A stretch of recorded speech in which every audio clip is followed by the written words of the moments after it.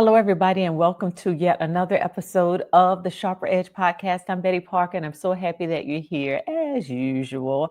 I'm glad when anybody stops by to take a listen. I understand that there's a lot of content out there. There's so much to entertain you, but there's also some things I hope will make you stop for a minute and think. And that's what the purpose of this podcast is. We are at a time in our lives where people are struggling to build relationships and to keep relationships.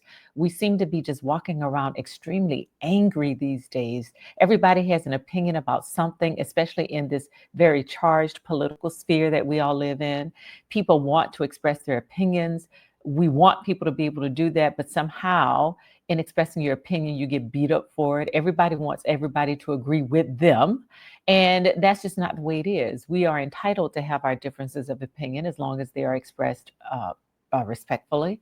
But somehow to say something that goes counter to populism and whatever it is your group thinks is to make you out to be the worst person in the world. And how could you? And the name calling and the judgment and all those things. So the purpose of my podcast is to try to address some of those people issues. How do we come together better?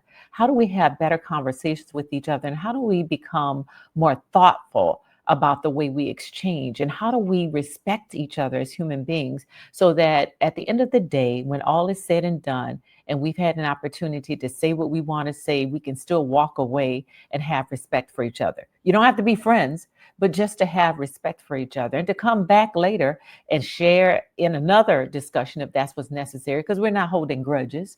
You have your view, I have my view. But people are losing friendships over, certain perspectives. They're losing family members. There's this divide that's occurring amongst people. And now there's talk of civil war. You do know that a house divided cannot stand, right? Which basically means the more we split and fracture, the weaker we become as a country and as a people, basically. So we need to rethink how we're thinking about each other and our perspectives. Yes, it's frustrating. Yes, I get angry as I scroll through and see some of these things. I want to speak on everything, but I know social media is not the place in which to do that. If I'm going to have a tough conversation with somebody, I want them sitting across from me because I don't want everybody else in the world hijacking my conversation, misinterpreting what I'm saying, not being able to follow up with another question so that we can parse out what the real deal is. Which brings me to what I'm going to be talking about very briefly today for this episode. And this is all about slaying giant people problems. The podcast is all about slaying giant people problems, but I want to get very specific because a couple of years ago, I wrote a book called Crushing Goliath. I haven't been talking about this book that much, but I hope you'll grab a copy of it. It's called Crushing Goliath, Winning Practices for Slaying Giant People Problems. And I hope I can offer something to you in terms of being able to do that, because it's incredibly important, I believe, for us to see these problems not as something that's insurmountable and we can't overcome it, but as something that is manageable. It's big in our minds initially because oftentimes we overthink things, right? It's big in our minds, the issue we're dealing with at that particular time, but that's okay. For us overthinkers, it's not nearly as big as we think it is. And if we're not at war with each other really physically, we can still battle things out mentally. And we can battle things out from a philosophical standpoint. And at the end of it all, we can go back to doing whatever it was we were doing before. We're not in any real danger. But it's getting to be that way. People are placing themselves in dangerous positions.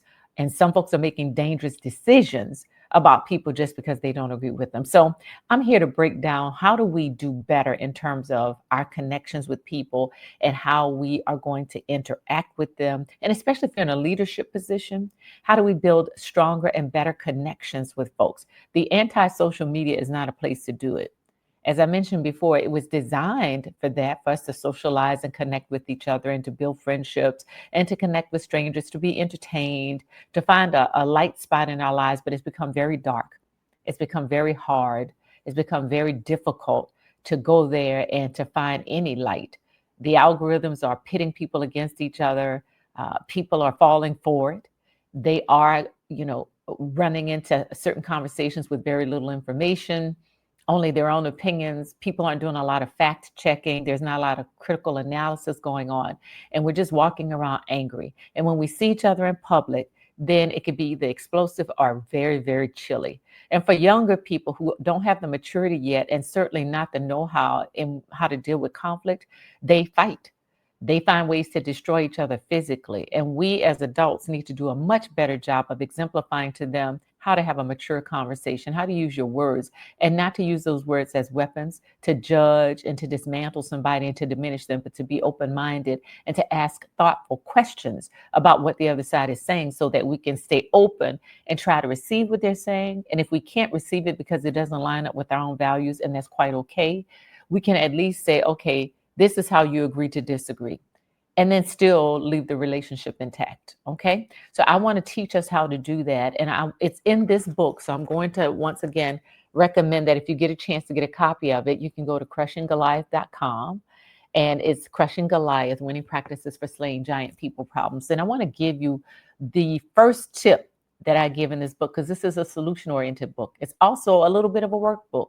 So if you want to grab a copy of it and you have a group of people that you indulge or you enjoy having conversations with, and y'all want to go through the book together, do a little bit of a book study. There are case studies in here. There are questions that I ask for you to reflect on. There are different, just different scenarios in there that you can think through and then figure out how to apply these practices that I'm talking about inside the book. So the one I want to cover with you today is all about how to first approach a problem. And the thing I recommend, because as a coach, and what I've seen in these 17, 19 years that I've been doing coaching specifically, what I've been seeing is when I am working with people who are at odds with each other and they are trying to resolve some issue that has been beyond their reach. They are just angry. A lot of things have now been said that cannot be taken back. The relationship seems to be broken irreparably. I get brought in after all the damage has been done, and it's really hard to try to help people to resolve an issue in just 1 or 2 sessions. But nonetheless, I try. And as long as they're open, then we can get some progress made. The only problem is so much has been said and done at this point that people are upset with each other. They're not willing to give each other grace. They're not willing to be forgiving. And they're usually inside of a workplace and they have things they got to get done. So when they have to get the work done and it's their attitudes and their behaviors towards one another is affecting the progress of their work, then I get called in to try to help resolve the issue. So what I find most often is when I'm sitting with these two parties, and sometimes it's a manager or supervisor versus their team, there's become this us versus them situation that has evolved out of the conflict. And so what I'm looking for is common ground. I'm looking for what do they agree on at all? Is there any place for agreement? So we can start from there. What I often see is the thing that they're angry about is not clearly defined. They don't even know what they're angry about. And what they present to me is not the real issue most of the time. It's a symptom of the issue. Let me tell you what I wrote in the book. I say that some problems have layers of issues that get overlooked in an effort to solve the immediate complaint quickly. The solution sometimes works, but only for a short time because the problem is handled on a superficial level. If the issue is not clearly defined, the problem solver may only be pacifying the symptoms while the real problem goes unaddressed. So I want you to think about the most recent conflict situation you've had with someone. It could be work related, it could be at home, it could be amongst your friends, it could be with a complete stranger that you encountered out while you were going to the store. But you had a run in with someone. And I want you to think about what caused that issue. Let's say, and we'll keep it very generic, I'm at the gas station. Somebody takes a bay. I'm trying to drive in. I'm going in one way. Another person's coming in a separate way. And we're both getting there at the same time. But this person gets there a little bit sooner than I, and they pretty much push me out. Not that their car touched mine, but they were very aggressive as they pulled in, as if to say, you don't get to park here. I got here first. Same thing could be for parking spots out at your favorite store. You think you see one is really busy and packed out there. You find one closer to the front. You're getting ready to turn in because you feel like you've been sitting there for a while waiting for the person to back out. And then here comes from someone from out of nowhere and boom, they swerve right into your spot. that makes you really very angry, right? So we could get into a big old shouting match with the person because, first of all, we think they're rude. We think they stole something from us. They took something from us that was ours. Now, of course, those parking spots don't belong to anybody out there. It is a first come, first serve basis. And whoever gets there first gets there. But a courteous person would say, "Oh, I saw that you were waiting there for a while, so I'll just go find another spot." But that's not usually the case in these instances. There are people who are aggressive and who are rude and who just don't care. It's all about me, me, me, me, me. I got here first. Too bad for you. And I don't care how you feel about it. And they're ready to battle it out with you, either through words or fists if they need to, over a parking spot. We know that people have been shot and killed over parking spots. We know people have been beaten to a pulp over parking spots and have lost their lives over something as simple and silly and benign as a parking spot when there are hundreds of them out in whatever space we're in. But is it really about the parking spot, or is it about respect? It's about self value. It's about somebody feeling like another person can come in and step all over them, and we become defensive about ourselves. We don't want to be disrespected. Nobody wants to be disrespected. And so we will fight a battle physically if we have to, out of an assertion for you to respect me as another human being, to see me as a human being. And a lot of this comes as a result of a culmination of situations that may have occurred and piled up over the course of the day. And that parking spot might be the last straw for some people, where they have been feeling like they've been disrespected all day long. They were at work, they feel like their boss disrespected them, a coworker disrespected them, a customer disrespected them, and now some rando person's going to disrespect me in a parking lot of my store at the end of a very hard day. So no, they're ready to release their frustration. And that's what it boils down to. So you may think it's about a parking spot. The parking spot is a symptom of the bigger issue. So what you must do then, when faced with a challenge, when faced with an issue, is to ask the question, what's the real issue here? When you are struggling in a conflict situation with somebody, are you just looking at some symptoms of a deeper issue? Are you willing to take the deep dive to talk about and to think about what really is going on here? We'll see it in marriages and relationships all the time, where people are arguing about housework, or they're arguing about the kids or in-laws or money issues. And even though those are really important, and even though, they keep coming up over and over again, and you're trying to figure out ways in which you can resolve this, but you've tried everything and it's just not working. If the couple is willing to sit for a moment and to dig deep within their relationship, at the core of that could be something like one of them feeling disrespected, or both feeling disrespected about their place in the relationship. Who can make decisions and whose decisions should be respected, and who can make decisions about specific things? Who do we defer to when there are particular issues within the relationship or decisions that have to be made, and one of them feels like they have the greater amount of experience or knowledge about it? Can both sides respect those particular experiences and that level of knowledge from their mate, and allow the mate to be the decision maker? Or is one person trying to dominate the other? Is it all about traditional roles, and the husband leaves certain things to the wife and the wife leaves certain things to the husband, but they don't come together in a partnership to discuss these things? It's there's so many layers of relationships. We are complex human beings. At the same time, we're very simple. And when we learn more about what matters to each other and allow the other person to have what matters to them, because sometimes those things don't necessarily align. What might be important for one person in the relationship might not be as important for the other person. And so, hey, they might need to let their mate have that. It doesn't matter to you. So if they want this thing, if they want to do this thing, if they want to hold whatever it is dear to them, let them have it. But sometimes we get into relationships and we're trying to control every aspect of it, and that doesn't always work. So, of course, the other person's going to resist, push back, and that leads to a lot of hardship and a lot of arguments and a lot of resistance. So, we have to decide what's really important and what is the real issue that we're facing in this, this back and forth that we might be having with our boss, or with our coworker, or with our husband or wife, or with our parent or with our child. And when you sit and can think through that for yourself initially, then and really be able to own some of the things that you are contributing to what might be going wrong, then you're ready to try to forge some type of discussion with the other side. And hopefully they are open and they have reflected, and you all can come together to discuss, what's really going on with us, what's at the center of what we have been arguing about all week long or for the past several months. It's hard work. It's not easy work. A lot of things are going to be said that might be shocking or hurtful. But in order to get to where healing begins and where things can improve, we have to trudge through those difficult discussions.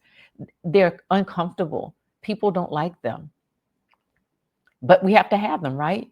If you're going to make things work out. So you can't be afraid of the hard stuff. And you got to be willing to do hard things to achieve at the end the goal, which is a better, stronger relationship filled with love and respect and contentment and joy. We should be enjoying each other's company, regardless, wherever you are and whatever place you're in. And that's what I strive for in building relationships. And I want you to get there as well.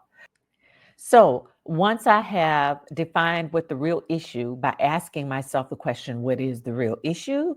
Then there might be more to what's going on. I might need to ask some deeper questions, some more questions. And of course, when we're asking what the real issue is, a lot of questions ought to rise, right? They should rise to the surface because that's what we're trying to do. We're trying to surface what is really going on. Okay, so once we feel like we've got an answer there, is that it? Is there more that we might not be talking about that we need to? Have we thought about all of the ramifications of what we are dealing with? Are there some associated issues that we may have overlooked? That's why it's good to sit with somebody else, especially the person you're at odds with, to have the discussion. Because maybe there's some blind spots you have that you didn't even recognize, you don't recognize, you didn't even know they were going on. And until that person brings them to the fore, you may never know they're going on. So there's a second question you ought to be asking, and I write about it in my book here, saying talking over important and complex matters with someone else on the team or a colleague helps the leader or the person who's at odds with another person broaden their scope. After identifying the real problem and researching answers to the additional questions that arise, a second important follow-up question needs to be asked to unearth other issues. This question is simple as well, but it's also thought-provoking. And the question is simply this: what else could be going on? All right, it's as simple as that. What else could be going on? Since an issue can be multifaceted, asking what else forces the problem solver to expand their thinking and zoom out to find any associated problems. So, have we thought about everything? Do we know that if we take this particular action or this step, how is it going to impact the other side? If the other side is gracious enough to sit down and have a conversation with you, they can help you to fill in some of those blanks.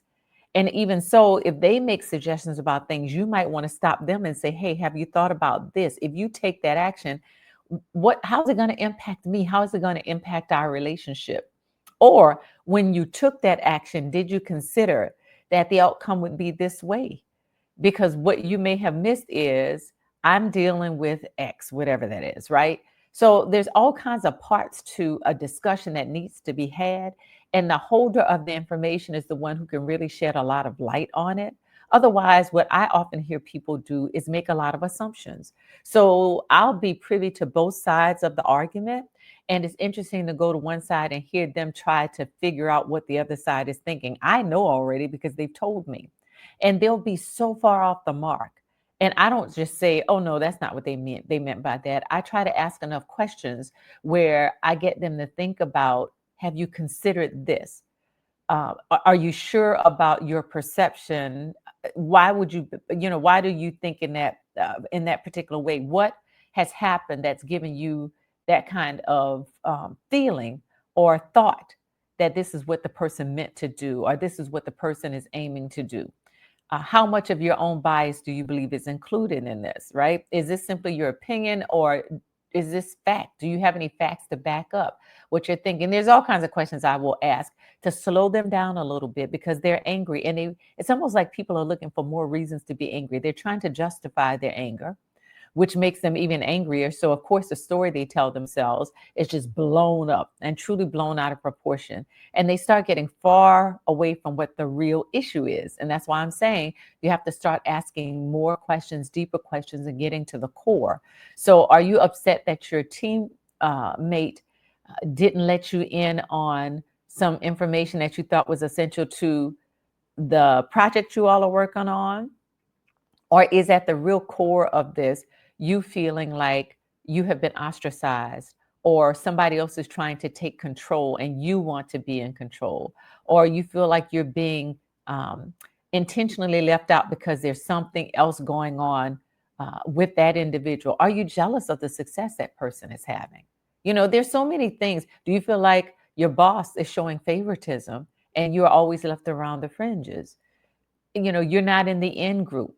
And I mean, it might be legit, but if this is how you're feeling about something, you're going to go and argue with your teammate about, why didn't you tell me this important information if you knew that I would need it for this project?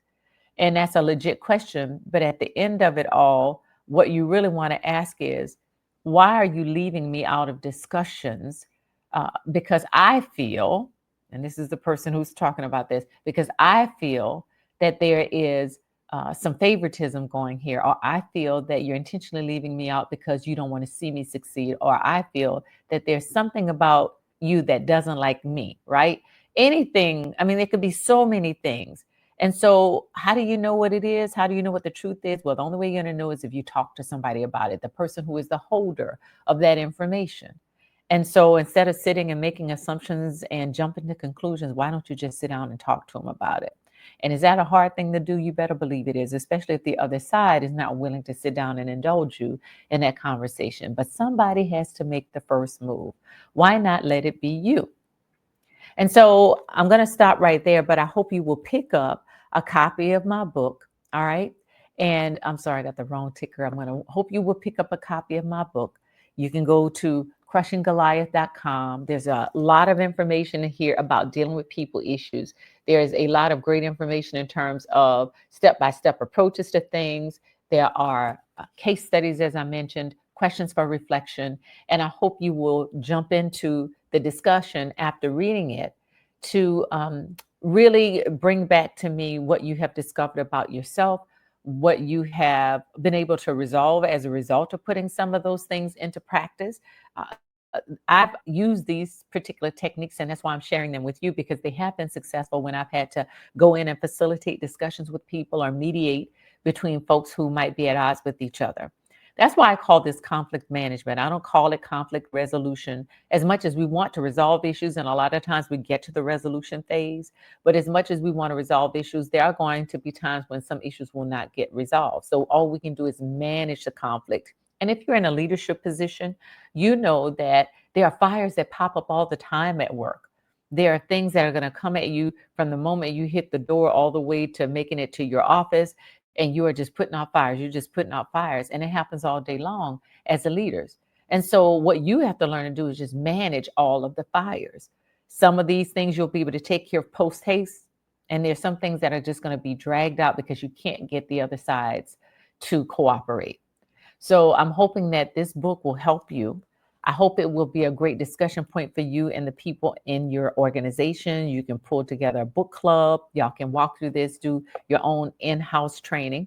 If you'd like to invite me to come and help with some of that, to fill in some of the blanks, I'm happy to do that as well. But I appreciate you stopping in again this week for this episode of The Sharper Edge with Betty Parker.